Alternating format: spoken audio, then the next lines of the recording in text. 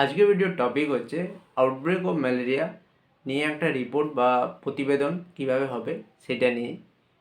তো ফার্স্টে যেরকম শুরু হয় যেমন একটা লাইন দিয়ে, যে যেমন হতে পারে outbreak of malaria in the town দিয়ে কোলন দিয়ে জায়গার নাম, এইভাবে। তারপরে যেমন ডেট বা জায়গা যেভাবে দেয় সেইভাবে। তারপরে হচ্ছে যেমন হতে পারে recently malaria has broken out in an epidemic form in দিয়ে জায়গার নাম।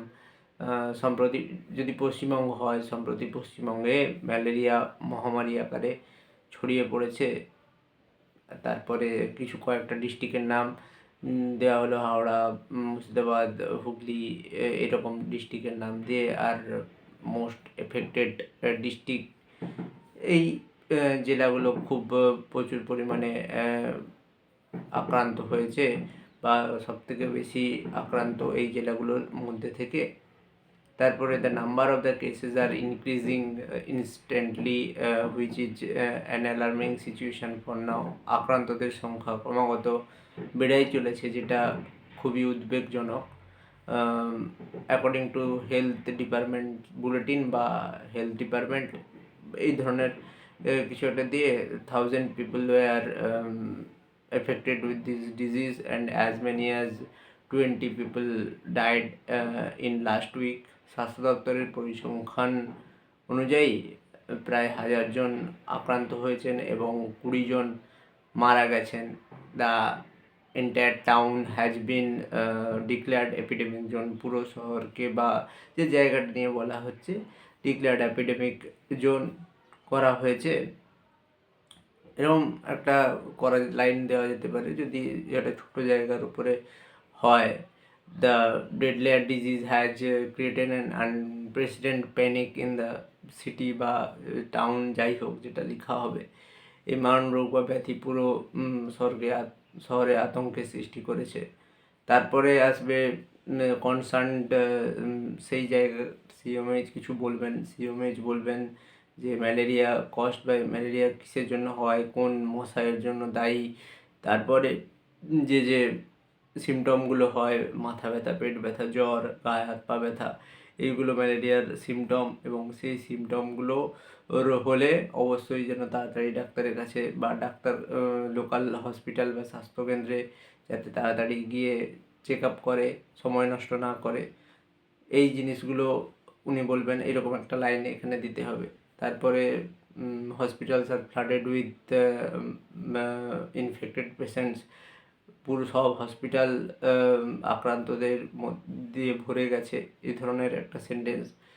তারপরে আসবে যে rallies and marches are being held against carelessness of health administration or local administration. এরকম কারণ এত পরিমাণে আক্রান্ত হচ্ছে, সেই জন্য মিছিল বেরোচ্ছে, এরকম একটা লাইন। তারপরে দেওয়া যেতে পারে যে লোকাল অ্যাডমিনিস্ট্রেশন বা ডিস্ট্রিক্ট অ্যাডমিনিস্ট্রেশন বলবেন যে প্রতিটা এরিয়ার জন্য বা প্রতিটা জোনের জন্য মেডিকেল টিম তৈরি করা হয়েছে, ফ্লাইং স্কোয়াড তৈরি করা হয়েছে, এবং যাতে মশানা পরিমাণ যাতে বৃদ্ধি না পায় সেই জন্য স্প্রে করা হচ্ছে দিনে 2বার বা 3বার, এই ধরনের কিছু। তারপরে আসবে যে as per locals the stagnant water and unclear drainage system, এই দুটোর জন্যই এই রোগটা ছড়াচ্ছে। এবং তারা চায় যে এটা তাড়াতাড়ি যাতে ক্লিয়ার হয়ে যায়, যাতে লোকাল গভর্নমেন্ট এটা নিয়ে স্টেপ নেয়, এটা তাদের দাবি। এইভাবে রিপোর্টটা বা প্রতিবেদনটা শেষ হয়ে যাবে। এরকমভাবে লিখলে একটা সময়ের ভিতরে কমপ্লিট করা যাবে, যাতে পুরো 1 ঘন্টার ভিতরে 6টা প্রশ্নের উত্তর খুব সুন্দরভাবে যাতে তৈরি করা যায়। কোনো একটা প্রশ্নে বেশি সময় নেওয়া মানে তার প্রভাব অন্য প্রশ্নের উত্তরের পড়বে সেটা। আর আগের দিনের একটা ভিডিওতে একটা প্র্যাকটিস সেট আছে, সেটা সবাই প্র্যাকটিস করা যেতে পারে সময় ধরে 22 মিনিট বা 25 মিনিটের ভিতরে। সেটা করলেও লেখা প্র্যাকটিস হবে, লিখতে হবে। যত বেশি লেখা হবে তত বেশি স্পিড বাড়বে, তত লেখার ধারণা বৃদ্ধি পাবে।